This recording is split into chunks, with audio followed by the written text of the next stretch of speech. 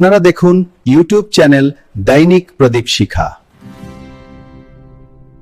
অন্তরালের খবর নিয়ে ক্যালকাটা ডায়ালগস থেকে মনোজ দাস। এখনকার আলোচনা তারেক রহমানের দেশে ফেরা নিয়ে। আজ 25শে ডিসেম্বর 2025, দীর্ঘ 17 বছরের প্রবাস জীবনের অবসান ঘটিয়ে আজই বাংলাদেশে ফিরছেন বিএনপির ভারপ্রাপ্ত চেয়ারম্যান তারেক রহমান। একজন নেতার এমন ইউটার্ন বা হুট করে ফিরে আসার সিদ্ধান্তটি যতটা না আবেগপ্রসূত, তার চেয়েও বেশি রাজনৈতিক ও কৌশলগত বলে মনে করছেন বিশ্লেষকরা। কি সেই রাজনৈতিক চাপ ও কৌশলগত প্রেক্ষিত, সেটা দেখা যাক। সারা পৃথিবীর রাজনৈতিক বিশ্লেষকদের একটা বড় অংশ বলছে তারেক রহমানের দেশে প্রত্যাবর্তনের মূলে আছে ভারতীয় কূটনৈতিক চাপ এবং দক্ষিণ এশিয়ার ভূ রাজনৈতিক বাস্তবতা, যার জন্য আপাত অপ্রত্যাশিত মনে হলেও এই রাজনৈতিক গতিপথ পরিবর্তন বা তারেক রহমানের আচরণের যে পরিবর্তন দেখা যাচ্ছে, এটা অস্বাভাবিক নয়, বরং এটি দক্ষিণ এশিয়ার একটি প্রকৃত ভূ রাজনৈতিক গল্প বলছে। ভূ রাজনৈতিক পথ সেটা খুলে ধরছে। আবার বেশ কিছু বিশ্লেষক বলছেন ভারত একা নয়, তারেকের দেশে ফেরার পেছনে কাজ করছে আমেরিকার স্বার্থ রক্ষার বিষয়টিও। ভারত ও আমেরিকা যৌথ সহমতিতে তারেকের ফেরার ব্যবস্থা করেছে, এমনও বলছেন অনেকে। 6 অক্টোবর 2025-এ তারেক বিবিসি বাংলাকে বলেছিলেন যে তিনি দেশে ফিরছেন। তখন সেটা ছিল একটা সাধারণ ঘোষণা, একটা স্টেটমেন্ট, কিন্তু তিনি ফেরেননি।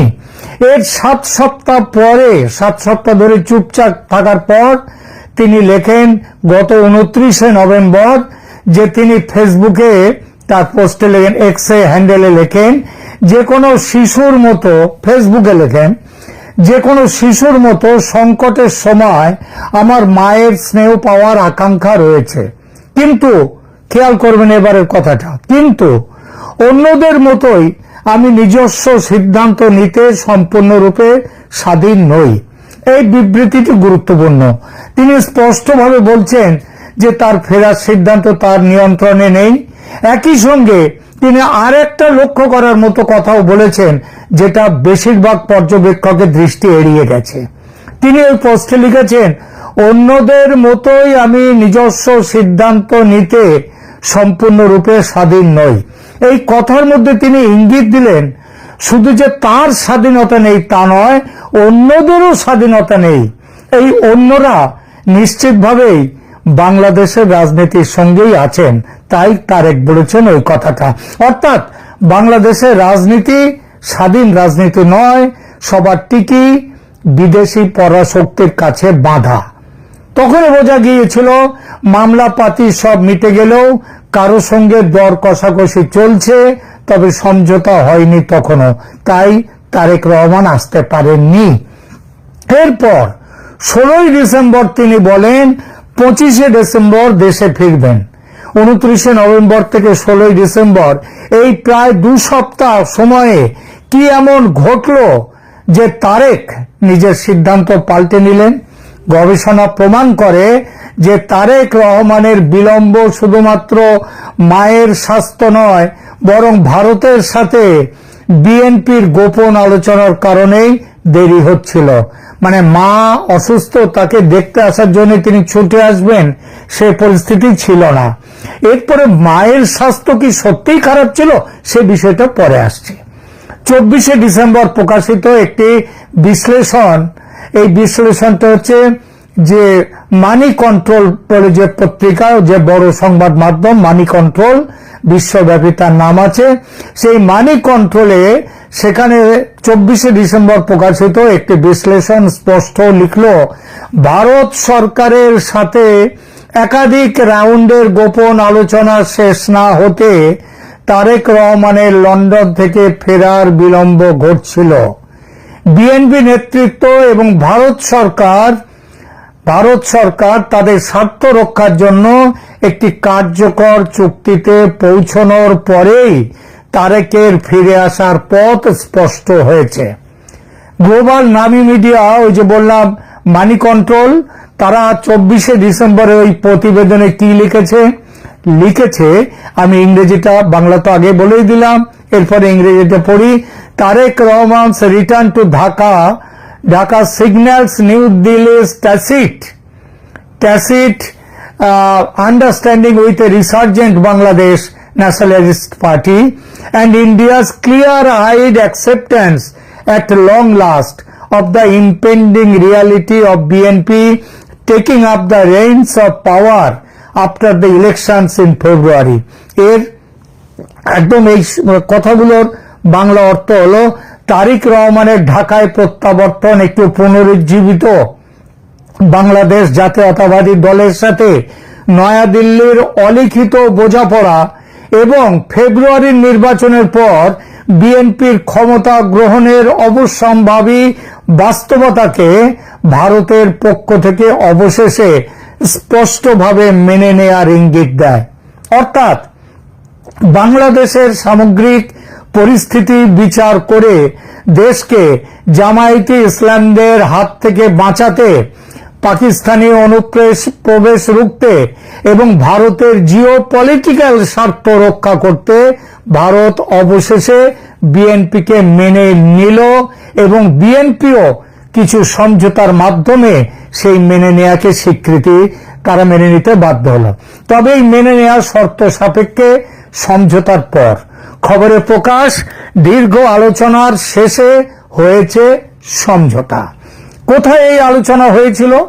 ভারতীয় কূটনীতিবিদরা তারেক রহমানের সাথে সরাসরি আলোচনা করেছেন লন্ডনে, আবার ভারতীয় কূটনীতিবিদরা ঢাকায় ভারতীয় হাই কমিশনার প্রণয় বর্মার নেতৃত্বে বিএনপি সিনিয়র নেতৃত্বের সাথেও কাঠামোগত মত বিনিময় পরিচালনা করেছেন। কেন এই আলোচনা প্রয়োজন ছিল? ভারত বাংলাদেশ সম্পর্ক 2024 সালের আগস্টে শেখ হাসিনার চলে যাওয়ার পর, পদত্যাগের পর একেবারে ধসে পড়েছিল। পদত্যাগ তিনি করেননি, তিনি চলে যেতে বাধ্য হয়েছিলেন। হাসিনা ছিলেন ভারতের ঘনিষ্ঠ মিত্র, যিনি 15 বছর দেশ পরিচালনা করেছেন। তার জায়গায় এসেছে একটি অন্তর্বর্তীকালীন সরকার, যা বিভিন্ন রাজনৈতিক পক্ষ নিয়ে গঠিত, যেখানে জামায়াতে ইসলামের ভীষণ বড় রকমের প্রভাব রয়েছে। মোহাম্মদ ইউনূসের শাসনে ভারত যে বিষয়গুলি নিয়ে চিন্তিত ছিল, কি সেই বিষয়গুলো? ভারত চায় আওয়ামী লীগের ক্ষমতায় ফেরা যখন নানা কারণে প্রশ্নবিদ্ধ, তখন অ্যাভেলেবেল অল্টারনেটিভ, মানে আমার কাছে কোন ব্যবস্থাগুলো আমি পেতে পারি, সেই অ্যাভেলেবেল অল্টারনেটিভ ছিল একমাত্র বিএনপি। কিন্তু বিএনপির মধ্যে ধর্মীয় ভাবনা ও পাকিস্তানি প্রেম আছে, তবে থাকলেও জামাতের তুলনায় অনেকটাই কম। সুতরাং আলোচনা চলছিল ক্ষমতায় এসে বিএনপির কাছ থেকে ভারতের প্রত্যাশা পূরণ নিয়ে, যেন কঠোর ধর্মীয় মৌলবাদী পার্টি জামায়াতে ইসলামের থেকে দূরে থাকে বিএনপি। জামায়াত একই সঙ্গে তীব্র পাকিস্তানপন্থী দল এবং সেই দল যেন ছলে বলে কৌশলে ক্ষমতায় না আসতে পারে, বিএনপিকে সমর্থন দিয়ে সেটা নিশ্চিত করা। এতে স্বার্থ যে শুধু ভারতের তা নয়, ভারতের 4000 কিলোমিটার সীমান্ত বাংলাদেশের সাথে রয়েছে। গঙ্গা, তিস্তা এবং অন্যান্য নদীর জল ভাগাভাগি দীর্ঘমেয়াদী সম্পর্কের জন্য গুরুত্বপূর্ণ। গঙ্গা জল বন্টন চুক্তির মেয়াদ শেষ হচ্ছে আগামী বছরের গোড়ার দিকে। সেই চুক্তির নবীকরণ বাংলাদেশের পক্ষে অত্যন্ত গুরুত্বপূর্ণ, সে বুঝলাম। কিন্তু এই যে সমঝোতা হলো, এই জন্য এত দীর্ঘ অপেক্ষা কেন? আগেই তো করে নেওয়া যেত। এর বড় কারণ সবকিছুর একটা সময় থাকে। জুলাই অভ্যুত্থানের থিতিয়ে যাওয়ার অপেক্ষা ছিল, একটা রিকভারি পিরিয়ড দেয়া, একই সঙ্গে ইউনূস সরকারের জনপ্রিয়তা একেবারে খাদের অতলে চলে যাওয়ার অপেক্ষা। কিন্তু এই সঙ্গে আরো একটা বড় কারণ ছিল, সেটা হলো ভারত শেষ পর্যন্ত সুদীর্ঘ বহু বছরের 54 বছরের মিত্র আওয়ামী লীগকে ত্যাগ করতে চায়নি। এখনো যে ত্যাগ করছে তা নয়, এটা বাস্তবতার নিরিখে একটা কৌশল গ্রহণ করা। আন্তর্জাতিক চাপ সৃষ্টি করেছে ভারত আওয়ামী লীগের জন্য, নির্বাচন যাতে ইনক্লুসিভ হয় বা আওয়ামী লীগ যাতে নির্বাচনে অংশ নিতে পারে তার চেষ্টা করেছে। সেই চেষ্টায় ভারত যে ব্যর্থ হয়েছে তা নয়, কিন্তু গোয়েন্দা সূত্র জানাচ্ছে এখন নির্বাচন হলে আওয়ামী লীগের জয়ের সম্ভাবনা খুব কম, কারণ দলের সাংগঠনিক অবস্থা মোটেই ভালো নয়। এই পরিস্থিতিতে বিএনপিকে পাশে নেওয়াটাই ভারতের জন্য বাস্তবসম্মত সিদ্ধান্ত। এই সিদ্ধান্ত অন্তত এই পরিস্থিতিতে বাংলাদেশের জন্য যথেষ্ট ভালো, কারণ দেশ একটা স্থিতিশীলতার দিকে যাবে। আবার এই সিদ্ধান্তে আমেরিকার সমর্থনও আছে।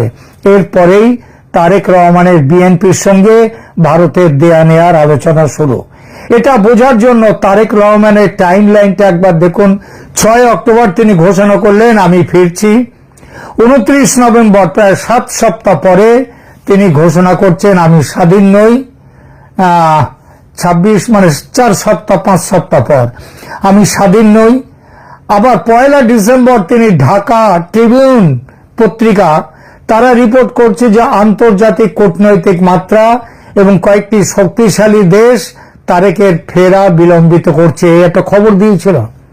কিন্তু তারপরে 16 ডিসেম্বর তারেক রহমান নিজে ঘোষণা করলেন, চূড়ান্ত সবুজ সংকেত দিলেন যে 25 ডিসেম্বর তিনি ফিরছেন। এই যে এতগুলো এই যে বিলম্ব, এই বিলম্বে হচ্ছে গোপন আলোচনার সময় ছিল। তারেক রহমান সেই গোপন আলোচনাগুলো কি তারেক রহমান নিজেই স্বীকার করেছেন যে এই বিষয়টি সংবেদনশীল এবং বিস্তারিত শেয়ার করা যায় না। অর্থাৎ তাকে তো ভোট করতে হবে। এই পরিপ্রেক্ষিতে খালেদা জিয়ার অসুস্থতা কি সত্যি সত্যি অসুস্থতা, নাকি এটা তারেক রহমানকে দেশে আনার একটা রাজনৈতিক কভার? খালেদা জিয়া 23 নভেম্বর হাসপাতালে ভর্তি হয়েছিলেন ফুসফুসের সংক্রমণ নিয়ে। এটি সত্যিই গুরুতর। তিনি ভেন্টিলেটর সাপোর্টে রয়েছেন, সেটাও মিথ্যে নয়। কিডনি ডায়ালিসিস করাচ্ছেন, মিথ্যে নয়। এবং তার অবস্থা সংকটজনক এবং ভঙ্গুর। কিন্তু সত্যি কি প্রকৃত অবস্থা তেমন ছিল? কতবার তো শোনা গেছে খালেদা জিয়া তিনি বেঁচে নেই, তার মৃত্যু ঘটেছে। তাহলে তারেক রহমান তো অবিলম্বে 1 নভেম্বরে ফিরে আসতে চেষ্টা করতেন, যখন খালেদা জিয়ার অবস্থা সবচেয়ে সংকটজনক ছিল বলে বলা হচ্ছে। পরিবর্তে তিনি 20 নভেম্বর পর্যন্ত অপেক্ষা করেছেন, যখন তার নেতৃত্বের বিষয়টা অর্থাৎ ভারতের সাথে আলোচনাটা এগিয়ে গেছে। গুরুত্বপূর্ণভাবে তিনি 25 ডিসেম্বর ফেরার ঘোষণা করেছেন। এর মাত্র 3 দিন পর লন্ডনে ভেন্টিলেটর সাপোর্ট নেয়ার জন্য খালেদা জিয়ার যাওয়ার কথা আছে। কিন্তু এই সাপোর্ট নেওয়ার প্রয়োজন আসলে কতটা, সেই প্রশ্ন এখন তোলাই যায়। এটা পরামর্শ দেয় যে মায়ের অসুস্থতা যদিও বাস্তব এবং উদ্বেগজনক, তারেক রহমানের প্রকৃত অক্ষমতা ছিল দেশে আসার ভূ রাজনৈতিক বাধায়। এবার আসুন দ্বিতীয় একটি মাত্রায়। 12 ডিসেম্বর শরীফ ওসমান হাদি মাথায় গুলি খেয়েছিলেন। তিনি 19 ডিসেম্বর সিঙ্গাপুরে মারা যান। এটি বাংলাদেশের প্রতিবাদ এবং অস্থিতিশীলতায় সৃষ্টি করেছিল। কিন্তু সময় দেখুন, 12 ডিসেম্বর গুলি খান হাদি, তখন ভারত এবং বিএনপির আলোচনা চলছিল। এরপর হাদি 19 ডিসেম্বর মারা যান। ততদিনে তারেক রহমান সাথে ভারতের সমঝোতা হয়ে গেছে এবং তারেক রহমান 25 ডিসেম্বর ফিরবেন বলে 16 ডিসেম্বরেই ঘোষণা দিয়ে দিয়েছেন। সেই ঘোষণায় এবং বিএনপি ভারত সমঝোতায় চূড়ান্ত বিপদ বুঝে খেপে গেছে জামাত, এনসিপি, ইউনূস। এবং আজ তারা চাইছে এখন ভোট বানচাল করতে, এবং সেই লক্ষ্যে বাংলাদেশ জুড়ে যে ভয়ঙ্কর অশান্তি হয়েছে হাদির মৃত্যুর পর, তার পেছনের এটাও একটা বড় কারণ। কিন্তু এটা মনে রাখবেন, ভোট বানচাল করতে দেবে না ভারত, এবং ভারতের সাথে আমেরিকাও। ভারতের কৌশলগত অবস্থান তাহলে কোথায় দাঁড়ালো? ভারত কেন বিএনপিকে সবুজ সংকেত দিয়েছে? 1, হাসিনার পতন গ্রহণ করা এবং তার ইমিডিয়েটলি ফিরে আসবেন না, আসার সম্ভাবনাটা নেই, এটা ভারতের মেনে নেয়া। অতএব পরবর্তী সেরা বিকল্প হল বিএনপিকে নিয়ন্ত্রণে রেখে সেখানে একটি স্থিতিশীলতার দিকে একটি সরকার প্রতিষ্ঠিত করা। দ্বিতীয় কারণ, জামায়াতকে বিচ্ছিন্ন করা। ভারতের জন্য সবচেয়ে গুরুত্বপূর্ণ হলো যে বিএনপি জামাতে ইসলামীর থেকে আলাদা হয়ে গেছে। জামাত এখন নিজে নির্বাচনে প্রতিদ্বন্দ্বিতা করছে, তার মিত্রদের নিয়ে, সঙ্গে হয়তো এনসিপি থাকবে। 3 নম্বর, আপনারা তো লক্ষ্য করেছেন বিএনপি বেশ কিছুদিন ধরে মধ্যপন্থী অবস্থান নিয়েছে। এই যে এত গোলমাল হলো হাদি নিয়ে, বিএনপি কিন্তু কিচ্ছু বলেনি একটা কথা, এবং সেটা বলেনি বলে বিএনপির এক নেতা, তার মাথায় শ্রমিক সংগঠনের নেতা, তাকে গুলি করে হত্যা করার চেষ্টা করা হয়েছে। বুঝতেই পারছেন কোন পক্ষ থেকে চেষ্টাটা হচ্ছে। বিএনপি, এই যে তারেক রহমান এবং বিএনপির সিনিয়র নেতৃত্ব এখন নিজেদের উদার, গণতান্ত্রিক এবং ধর্মনিরপেক্ষ পার্টি হিসেবে প্রচার করছে। একই সঙ্গে ভারত বিরোধী বয়ান সেগুলো আর দিচ্ছে না। চতুর্থ কারণ, কেন বিএনপির সাথে সমঝোতা করে এগিয়ে আসতে হয়েছে? ভারত বাংলাদেশের অর্থনৈতিক জীবনে অত্যন্ত আধিপত্যশীল অবস্থান আছে ভারতের। বাণিজ্য, এনার্জি, মানে বিদ্যুৎ ইত্যাদি, সীমান্ত অতিক্রম সবকিছুতেই। একটি নতুন সরকার এই বাস্তবতা উপেক্ষা করতে পারে না। সুতরাং বিএনপিকে সেটা মেনেই চলতে হবে। আমেরিকার ভূমিকাটা কি ছিল? ভারতের ভূমিকা নিয়ে এতক্ষণ বেশি বললাম। আমেরিকার ভূমিকা কিন্তু সীমিত এবং পরোক্ষ। প্রশ্নটি হচ্ছে সীমিত এবং পরোক্ষ। এই প্রশ্নটি হচ্ছে হাসিনার পতন সম্পর্কে মিশ্র মতামত রয়েছে। অনেকেই বলেন যে আমেরিকা জড়িত ছিল, আমেরিকা নিজে মানে না, কিন্তু বিশ্বাস, এবং সেটা বাস্তবতার অনেকটাই কাছে, যে আমেরিকা শেখ হাসিনা সরকারের পতন ঘটিয়েছে। অবশ্যই আবার একই সাথে আমেরিকা জামাত এবং বিএনপিকে সমর্থন করেছিল যখন 2013 থেকে 24 সাল পর্যন্ত হাসিনা ক্ষমতায় ছিল। কিন্তু তারেক রহমানের নির্দিষ্ট প্রত্যাবর্তনের ক্ষেত্রে প্রমাণ দেখায় যে ভারত ছিল প্রধান শক্তি বিএনপির সাথে এই সমঝোতায়। কেন? কারণ ভৌগোলিক কারণে ভারতের স্টেক বেশি। ভারত বাংলাদেশকে ঘিরে আছে এবং তার সাথে জটিল সম্পর্ক রয়েছে। আমেরিকা দূর থেকে খেলে, এটা সত্যি। ভারত সেখানে জীবনযাপন করে বাংলাদেশের সাথে, পাশাপাশি একসাথে। মূল সত্যটা তাহলে কি? তারেক রহমান দেশে ফিরছেন কারণ ভারত তাকে অনুমতি দিয়েছে বিএনপি নেতৃত্বের সাথে গোপন আলোচনার মাধ্যমে। 2, তারেক এবং বিএনপি ভারতের শর্তগুলো গ্রহণ করেছে, জামাত থেকে দূরত্ব এবং মধ্যপন্থী অবস্থান বজায় রাখা এবং পাকিস্তানের সাথে সম্পর্কের দূরত্ব তৈরি করা। নির্বাচন ফেব্রুয়ারিতে, তার মানে হচ্ছে সমঝোতার পর তারেক রহমান দেশে ফিরছেন নির্বাচন আছে বলেই। আর সমঝোতার পর ভারত এখন চায় নির্বাচন হোক চায় আমেরিকাও। সুতরাং নির্বাচন হচ্ছেই ফেব্রুয়ারিতে, চেষ্টা করেও পেছানো যাবে না। তারেক রহমান 25 ডিসেম্বর দেশে ফিরছেন কারণ তার মা হঠাৎ সুস্থ হয়ে গেছেন, বা আমেরিকা তাকে আসতে বলেছে, ভারত তাকে আসতে বলেছে, তাই তিনি ফিরছেন কারণ বিএনপি এবং ভারত একটি কার্যকর ভূ রাজনৈতিক চুক্তিতে এসেছে, যা দুই পক্ষের অনেক উদ্বেগকে সম্বোধন করে। এটি দক্ষিণ এশীয় রাজনীতিতে কঠোর বাস্তবতা, এতে উপকার দুই দেশেরই।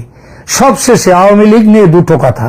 ভারত কিন্তু বাংলাদেশের কঠোর বাস্তবতা মেনে শেখ হাসিনার সঙ্গে আলোচনা করেই বিএনপির সঙ্গে সমঝোতায় গিয়েছে। সমঝোতার অন্যতম শর্ত আছে জামায়াতি অপরাধ ট্রাইব্যুনালের রায়, যেখানে শেখ হাসিনার মৃত্যুদণ্ড দেয়া হয়েছে, সেই রায় বাতিল করা। এমনকি যে অর্ডিন্যান্স মাধ্যমে বাংলাদেশের এই অপরাধ ট্রাইব্যুনালকে গঠন করা হয়েছে বর্তমানে, সেটাকে বাতিল করে দেয়া হবে। নতুন সরকার তুলে নেওয়া হবে আওয়ামী লীগের ওপর থেকে সব নিষেধাজ্ঞা। দেশের সত্যিকারের গণতান্ত্রিক ব্যবস্থার প্রত্যাবর্তন নিয়েও প্রতিশ্রুতি দিয়েছেন তারেক রহমান, যেখানে আওয়ামী লীগেরও অংশগ্রহণ থাকবে। তবে সেটা তারেক রহমান ক্ষমতায় আসার পর, আগামী এই ফেব্রুয়ারির ইলেকশন নয়, তারপরের ইলেকশনে। ততদিন আওয়ামী লীগ তার নিজের ঘর গুছিয়ে নিতে পারবে। একদিক দিয়ে দেখলে বাংলাদেশের অন্ধকার দূর হওয়ার একটা আলো অন্তত দেখা যাচ্ছে। এটাই নতুন বাস্তবতা। হয়তো এটা আওয়ামী লীগ সমর্থকদের অনেকেরই পছন্দ হবে না, কিন্তু